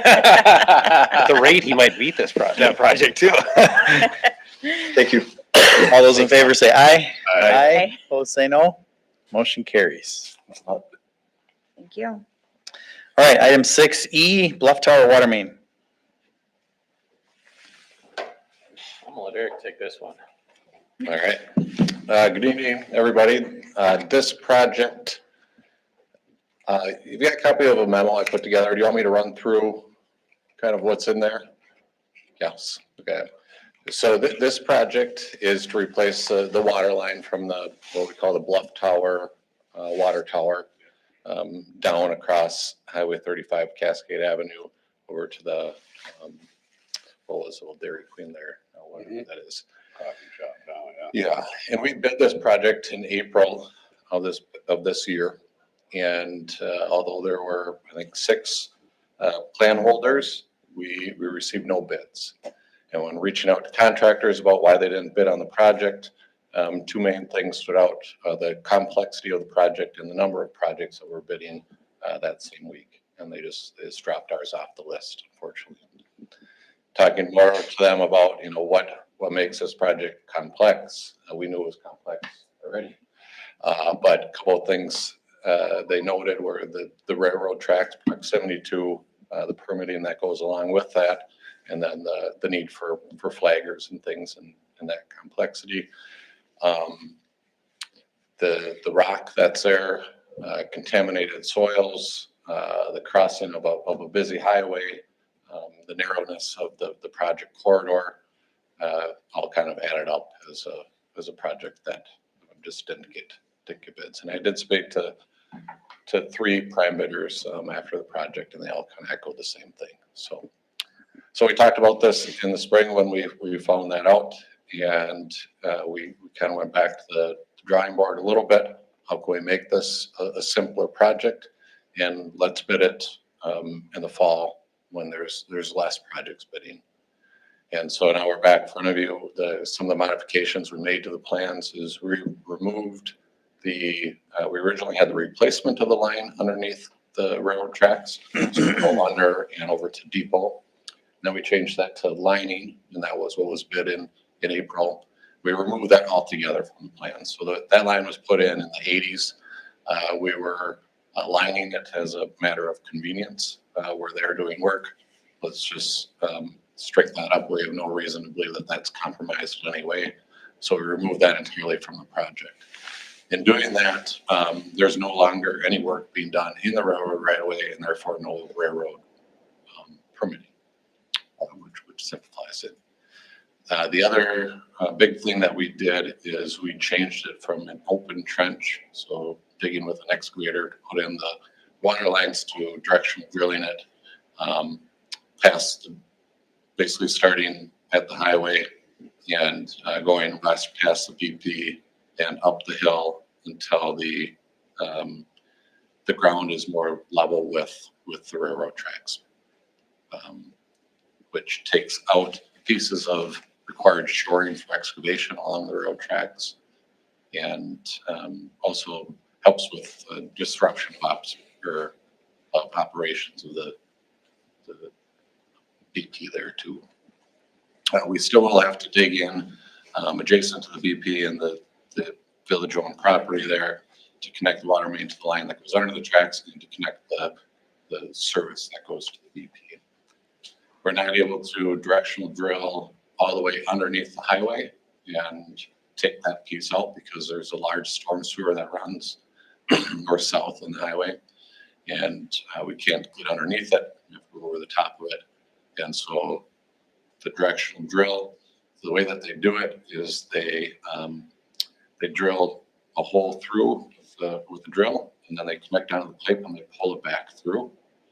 And they'll do that from south of the old Dairy Queen all the way up to on top of the hill.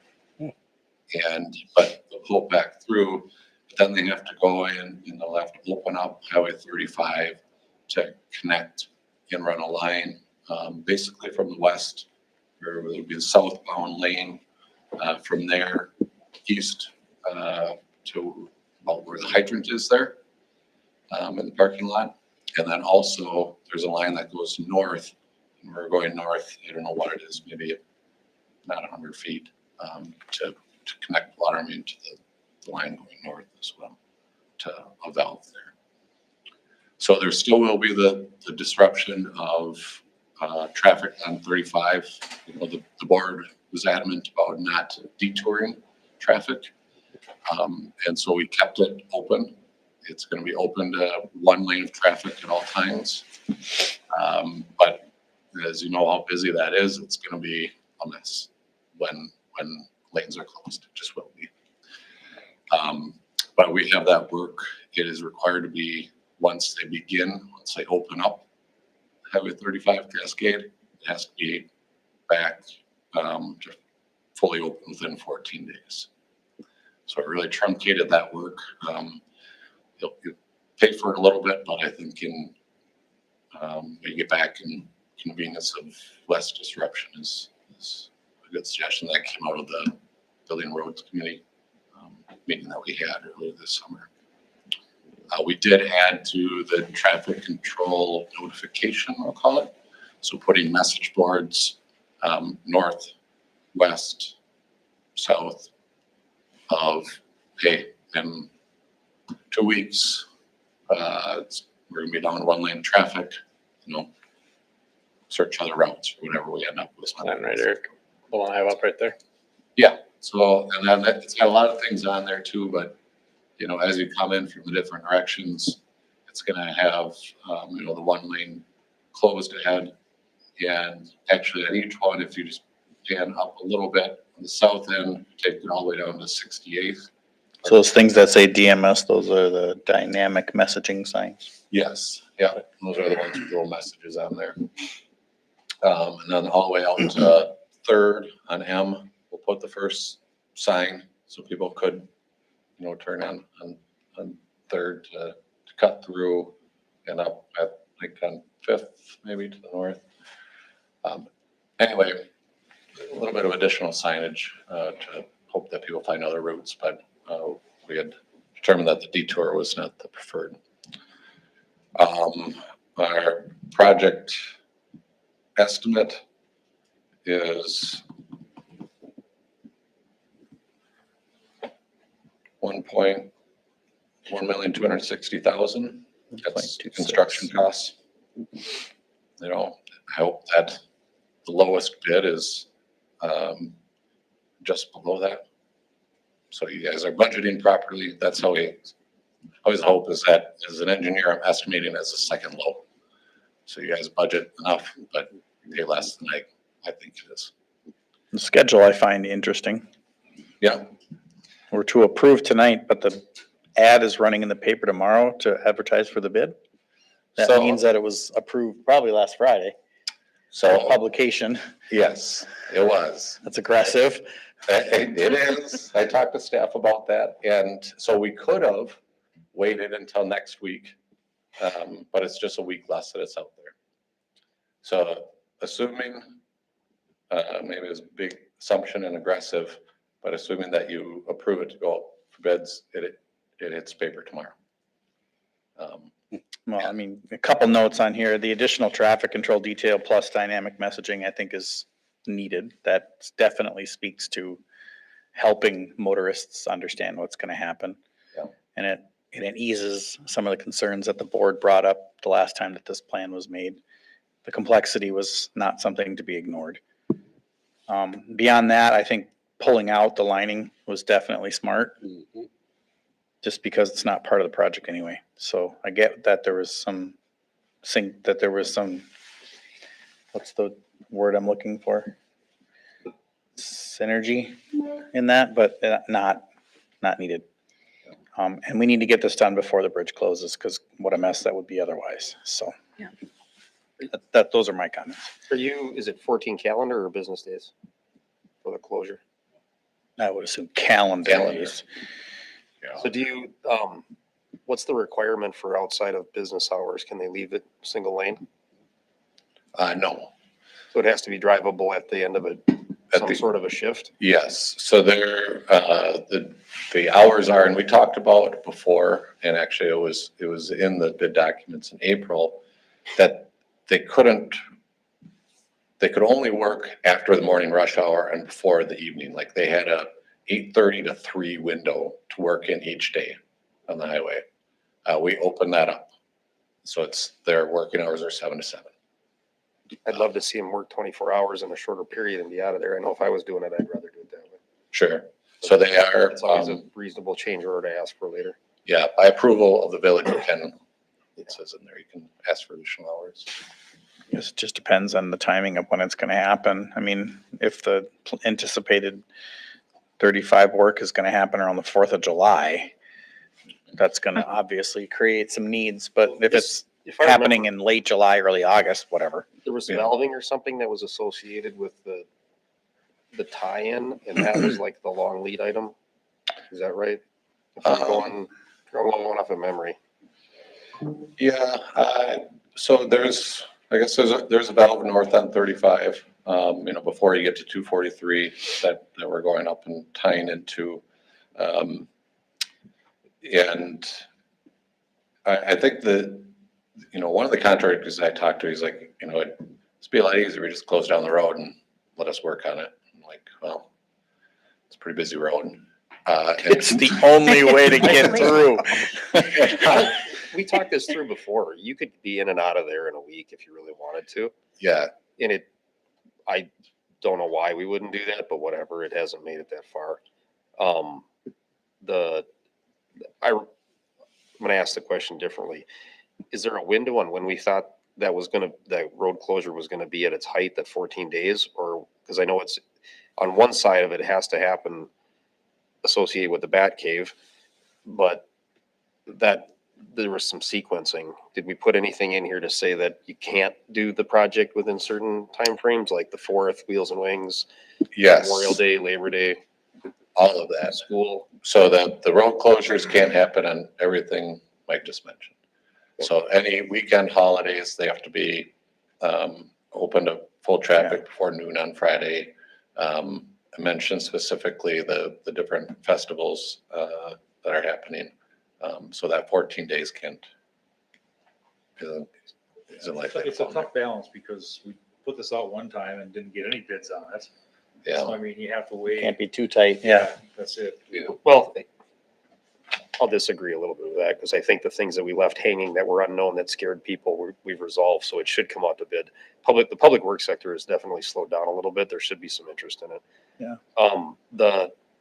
The flagging allowance, are they actually working anywhere within 25 feet of is it the track or is it the track right away? I have it in writing that it's the tracks.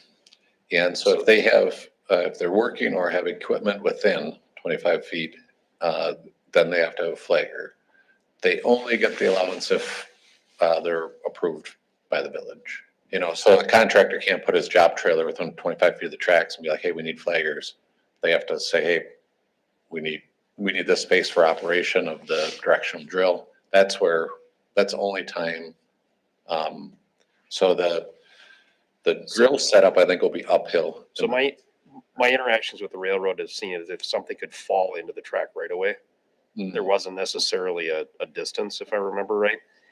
And I don't know that you'd have to get pretty far up that hill before you'd be working with a piece of excavating equipment that in turn might fall into the track. Mm-hmm. Do you ever I haven't been up there in years. Do you ever get within the point where you're going to be within that 25 feet where something might fall into it? Maybe you can flip to page like 10 or so of the plans. So the directional drilling, there's a kind of The drill is not going to fall into the way of the track. there's nothing that'll fall into the way of the tracks, Okay. but So I'm going down the path where when we get the bids and there's an allowance and the allowance at, how much is it? well, I built it into a contingency allowance too. So the total contingency allowance is 50,000. Okay. So I don't know which one's the easiest one to look at, but kind of just to the right of the number 16 there, that you kind of see some drawn little bubbles. That's where we're going to clear out some trees and there'll be setting up. It'll be a staging area for the directional drill. So That's, you're ending regular excavating. You're going to dig a pit right there. That's going to go down 8+ feet. So you got an excavator sitting there and then you're going to shoot a bore down the hill. But what's the elevation change from the track down to there? right there, it's level. It is level. Okay. Yeah, pretty close. Yeah, So that we might end up in that contingency a little bit. we might, yeah, but I wouldn't think, That's where I was going with this, is Yeah. what's the chances of actually needing it? I didn't think that we would be, but anyway. yeah.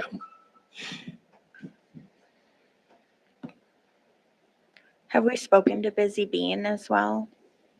I know that when we first started this project, They weren't open they yet. weren't open yet. So I just want to make sure that they're aware of the project and how it could impact their business. We got the same issue with the gas station. I remember talking to somebody over there. They take deliveries almost every day for different things. Keeping this duration short, 14 days is still too long in my view.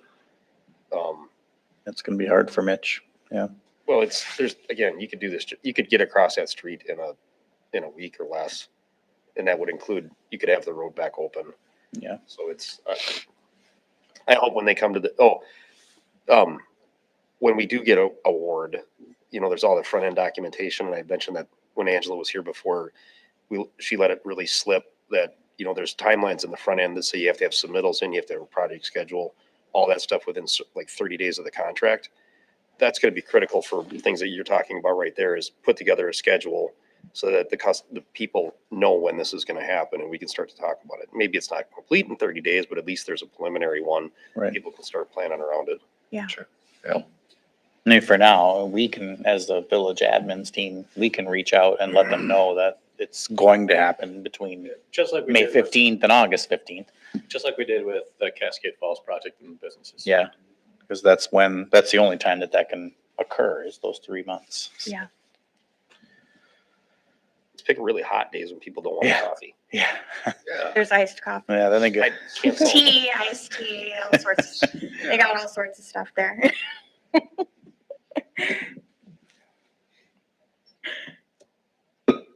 Any other questions for? No, All right, so the board action on this is to approve a rebid.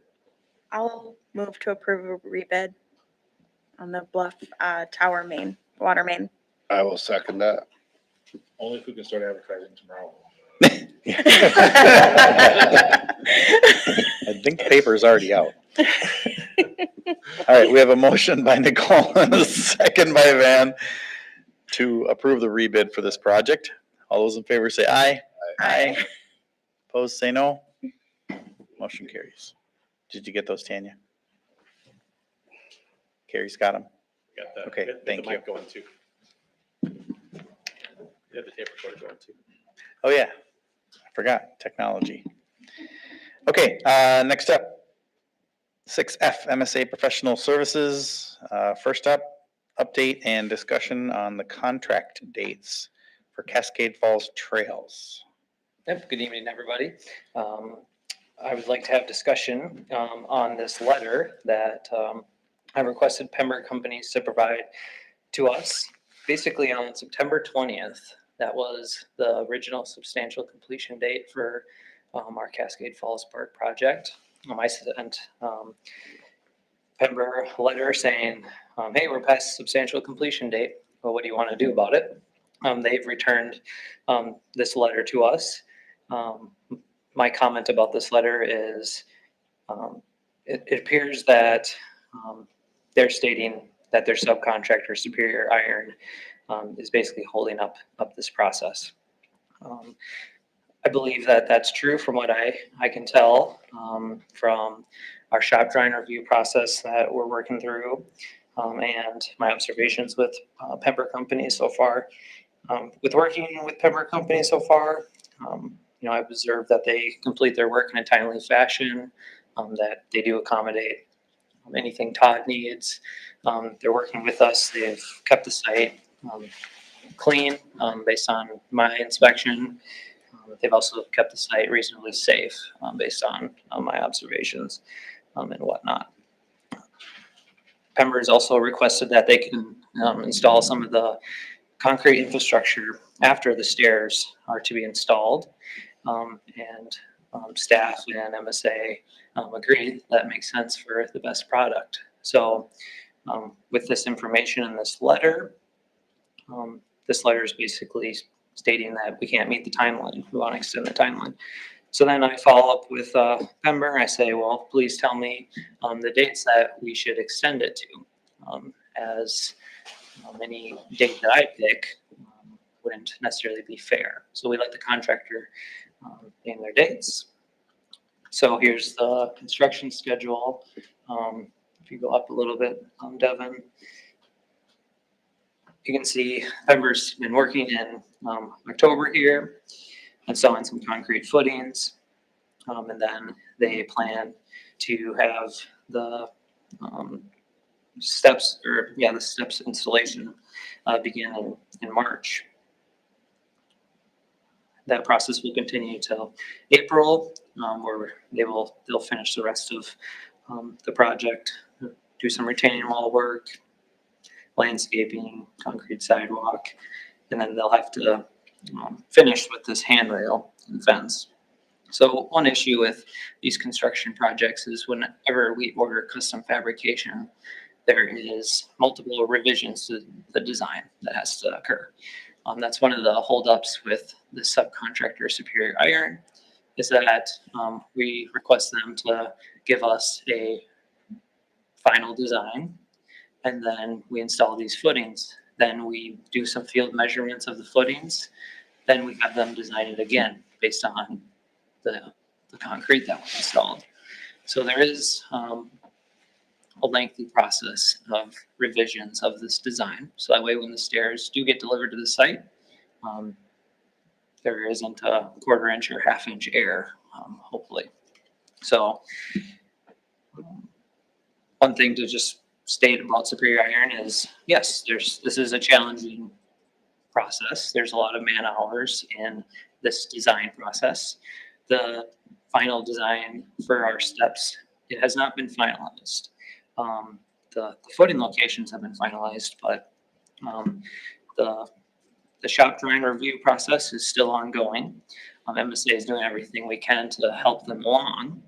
One observation I have is that the next bidder on our project here was $500,000 higher on the steps.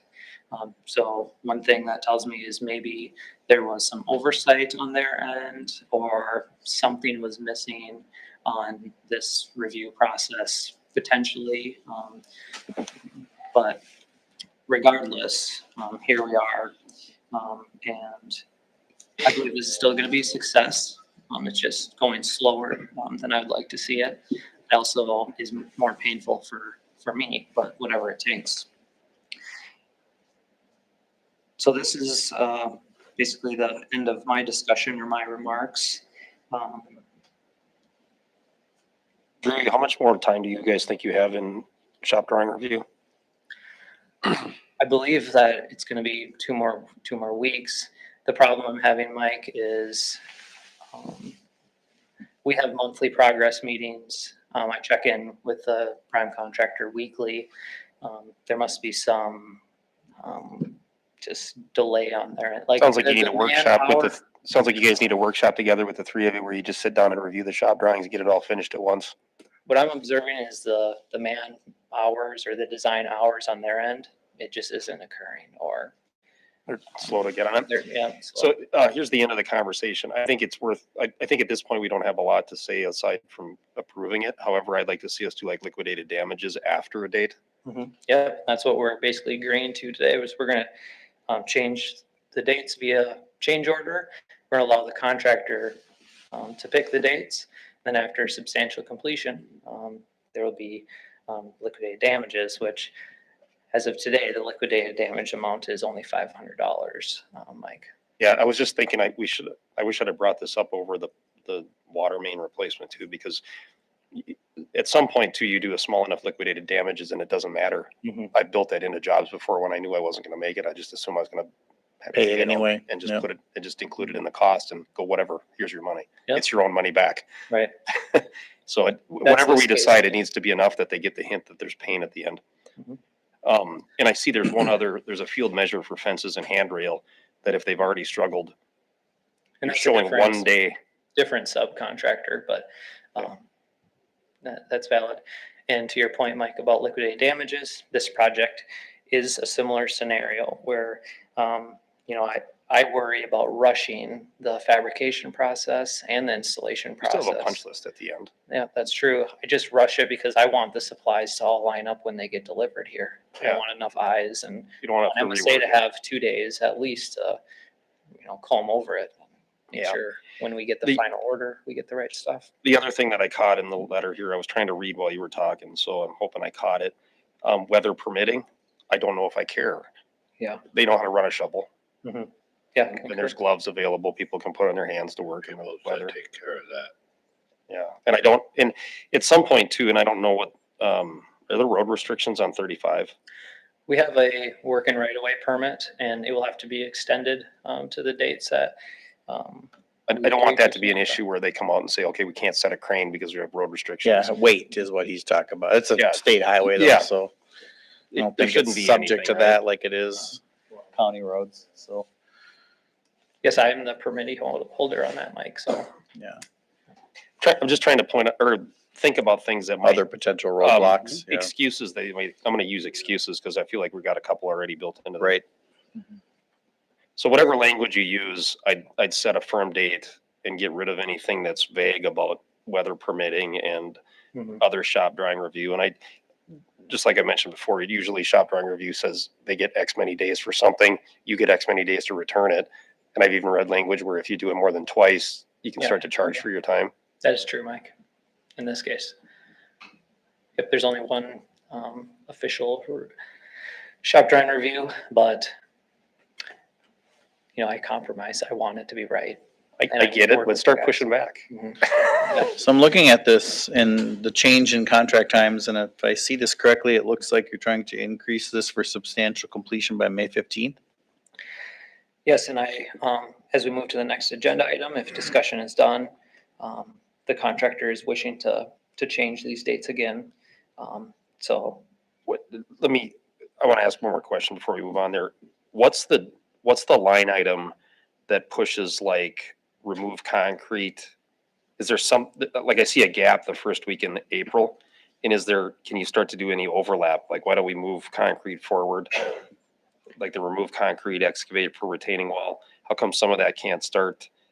Like usually we'll start digging in middle of March when frost is coming out. I believe it's just uncertainty, just a time-based schedule that Joe Pember has provided to us. That's a really soft one. Yeah. So pull a month And out if you of were it. in his position, you would try to get as much time. I have customers where I do similar to this, and they're arguing we should be able to start March 1st. I always say March 15th. And it's depending on the winter, ice out's the 15th. Shacks come off the lake on the 15th of March. It's April 1st is very, very reasonable. There's 2 weeks you could pull out of there pretty easy. We've been getting updated timeframes at our monthly meetings too, every month. It sounds like what he's been giving us is BS. I guess my point on the pushback is that I really don't want this going past Memorial Day. We bid this such that it would be done before Memorial Day. Like, it is not going to serve our community well to have this in a big old mess through the beginning of the summer. It's just not. Are there liquidated damages now? There's not liquidated damages as of now, as we are proposing to change order the contract dates.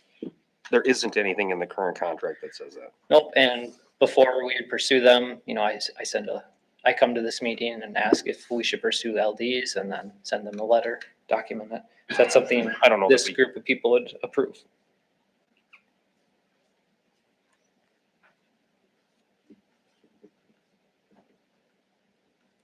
Drew, if you had to pull time out of this, what would you think what's the right end date? I don't agree with the 15th. The change order as it's presented here, May 15th, that'd be substantial completion and ready for final payment or final completion, June 15th. I believe that's fair, Mike. Today, the contractor is requesting that we extend it a month. So he wants it into June? He wants substantial That's the completion. checklist completion, the June punch list, 15th. You have substantial and final. ready for final payment. Substantial completion and final completion. Yes, let me reiterate. Like usable would be substantial. That's true. Yep, it's open. The stairs are in. Yeah, it must be open by May 15th. Like, it's not negotiable. Got it. I'm thinking it needs to be sooner because I see at least a week in there that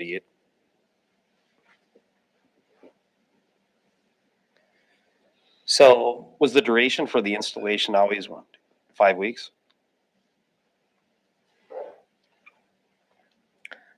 So yeah, I propose, let's move on to change order one. No, he was wondering if the install for this exterior Yeah, has always been 5 weeks. I'm trying to dig into your schedule and I'm trying to understand it, I guess, is where I'm going with it. And We feel have like pretty there's- much moved into the next item. Okay, very good. I guess, yeah, without, These schedules are a draft. It's a time-based thing. It's up to, Pember to communicate to us what they think is going to happen. And did you develop this or did Pember? no, do it? Pember has provided this. As I got their letter, I follow up with them saying, please provide me with dates that we're going to change the contract to, which I believe is fair. We initially agreed on this change order one as it's presented, substantial completion May 15th, final completion June 15th. And then today, they're asking for another month. So we have two options, I believe. We could approve this as presented. We could accommodate their request, change the dates as part of change order 1.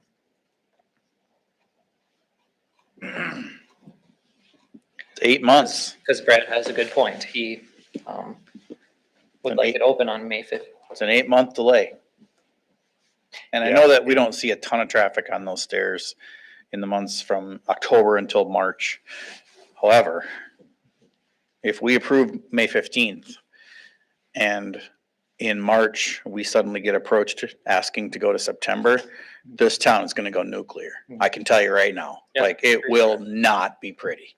So this is a one and done request. That's what I'm saying, is there, if we're changing the change order to a contract, can we add more enhanced penalties for going past? Yeah, I was working up to that. It needs to be, we need to add It liquidated needs to be damages. substantial, Yeah, I mean, $5,000 a day, make something big. right? And I also don't know that I even agree with the durations are there because it's super soft. You've got gaps in there and you're missing overlap and you're assuming a super late start in spring construction. Mhm. Yep. What's the current contractual end date? The final completion date is December 2nd. How did these original contract dates come to be? Well, I was working with another supplier, probably the other supplier that was going to charge us $500,000 more. But I was working with them on their lead times, delivery times, and they were going to come install it themselves. I'd let them draft the dates, put some contingency on them. So it was possible for the stairs to be installed in these dates that I drafted up and put in this contract. I'd be willing to say April 30th. I don't want to see in it with some liquidated damages that are like $5,000 a day. Okay, so April 30th, Mike's saying. Well, for I'm substantial throwing this out to completion. the group to say if we were. Yeah, I get where you're coming from there. I do want to respect that Drew allowed Pember the chance to say what they believed. And if we want to respect what they say they believe, fine, but there's teeth on the backside of it. And Yeah, I'm with them. I'm like, it's gotta be a stiff penalty if you can't meet this, because otherwise, why did you give us that date? Yeah, concur. Because we're not gonna allow them to sit on a small liquidation fee Yeah. and just expect to pay it, and then just take 3 more months to get it done. Mhm. That will happen to the detriment of our town. There's 1 week in there where there's nothing going on in the first part of April, and he's a week and a half into May. Yeah, I don't care what his proposed schedule is. That's I get just, it. That's that's why I'm just ink saying on let's- paper. I'm more concerned with the date. Like, you work backwards from that date. I don't care what you do. I think it's reasonable to give him April 30th and $5,000 a day for liquidated damages. That's probably gonna require an additional comeback then, I would guess. It might.